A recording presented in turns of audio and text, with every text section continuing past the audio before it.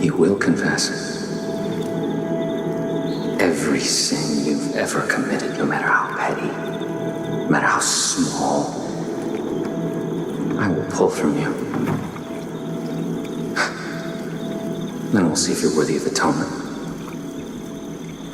John Seed is the kind of man who smiles while destroying your life. If Joseph is the prophet, then John Seed is the salesman. After covering Joseph Seed in the last video, it's the only right thing to actually start talking about his brother John, the herald of yes. The man who believes that salvation starts with confession and ends with your skin becoming motivational poster. That's funny. And today we're breaking down who John Seed really is, and why is he so obsessed with forcing people to say yes, and why his vision of faith might be the most disturbing thing in Far Cry 5. God, and walk through his gates unto Eden.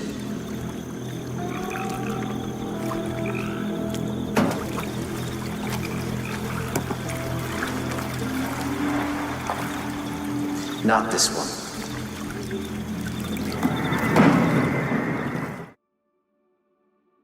John Seed is the youngest of the Seed brothers and the Herald of Atonement. If Joseph is the prophet, Jacob is the executioner, and Faith is the illusion, then John is the lawyer. And that's not metaphorical. John was actually a lawyer, which explains everything. He doesn't seek truth, he seeks admission. John understands something terrifyingly well. People don't need to believe something for it to control them. They just need to agree to it out loud, and that's where yes comes in. John Seed isn't obsessed with religion. He's obsessed with consent. Forced, public, humiliating consent. When he drags people into churches and forces them to confess, he's not cleansing their souls. He's breaking their identities down until resistance feels powerless. Again?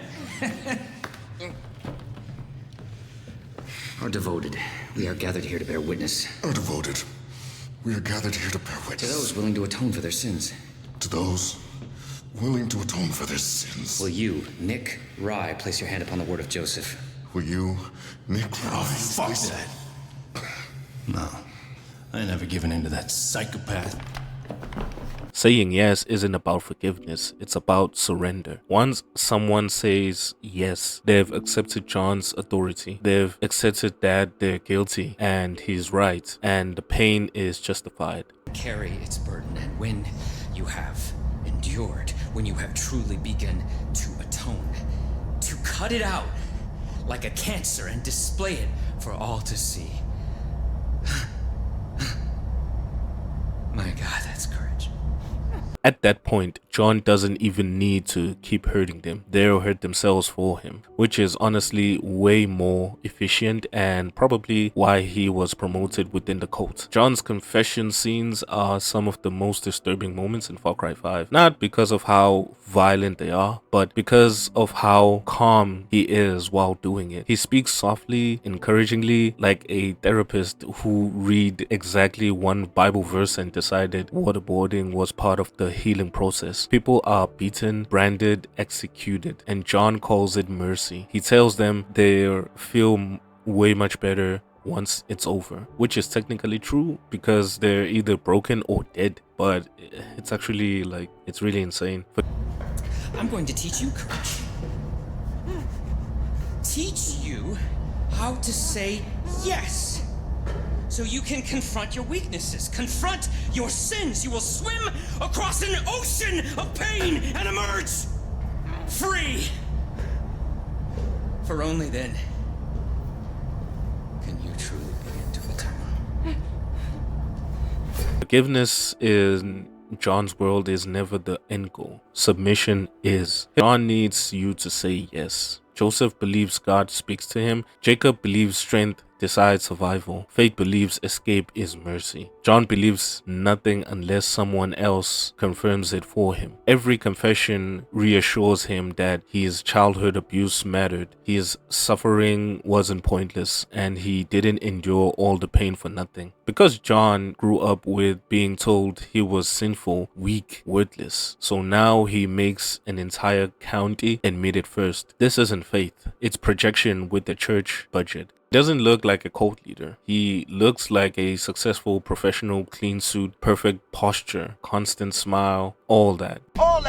This is a man who could absolutely host a self-help seminar, start a podcast, and emotionally destroy you by episode 3. Damn! He doesn't intimidate you with a brute force. He disarms you by seeming reasonable, which makes the violence feel worse because it's not coming from a monster. It's coming from someone who looks like he's about to thank you for your time. To John, the deputy isn't an enemy. You're a problem because you won't say yes. Every time you resist him, it destabilizes his worldview. Because if you don't need to confess, then maybe confession isn't universal. And if confession isn't universal, then maybe John is wrong. And John Seed cannot psychologically survive being wrong. So he escalates. More torture, more executions, more desperate attempts to force compliance. Not because he's winning, but because he's losing control. The brand sin curved into people's skin is John's ultimate symbol. If you actually notice, there's a whole lot of branded like sins across Joseph's skin also. And I don't know if it's because, you know, he did that himself or maybe John did that for him, but there's a whole lot of branded thing happening towards every single thing. And then John is the ultimate, you know, brander of sins upon people. Hold still. It's supposed to say wrath, not rat. It's permanent, public, impossible to ignore. It ensures that even if someone escapes Eden's Gate, they can never escape the label John gave them, which tells you everything about how he views redemption. To John, you are never cleansed, you are marked, and that's the cruelest part of his philosophy. John claims to cleanse sin while committing atrocity daily, and the irony is brutal. The man is obsessed with guilt, is drowning in it, and the man who forces confession is terrified of self-reflection. The man who demands yes cannot accept rejection. John doesn't believe people can be saved. He believes they must be broken first. When John Seed finally dies, it isn't peaceful. He's angry, desperate, furious that he's losing control. The man who built his identity on submission dies without receiving it. No one says yes, not the people, not the deputy, not even God. For someone who needed validation to survive, that silence is the real punishment. Look around you. This world is on the brink. You can feel it in your bones. Look at the headlines. Look who's in charge. You want this key? Because you think you're saving people, but they are already safe. We had a plan. You don't understand. You don't believe? You don't care? May God have mercy on your soul.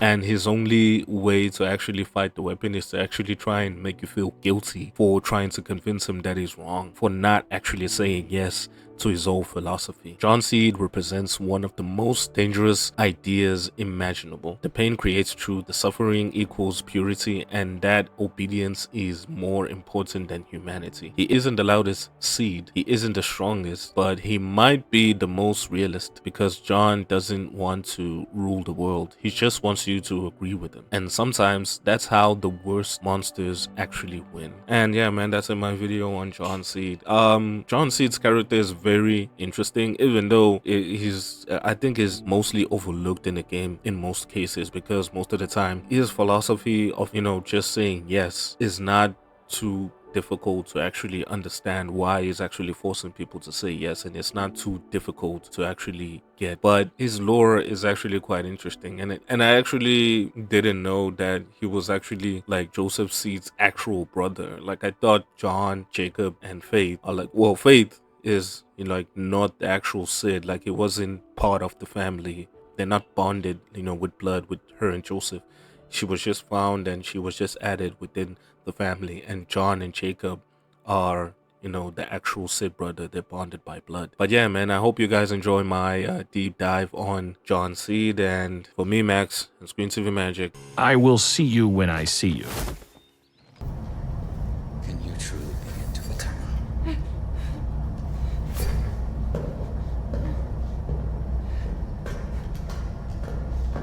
So who wants to go first?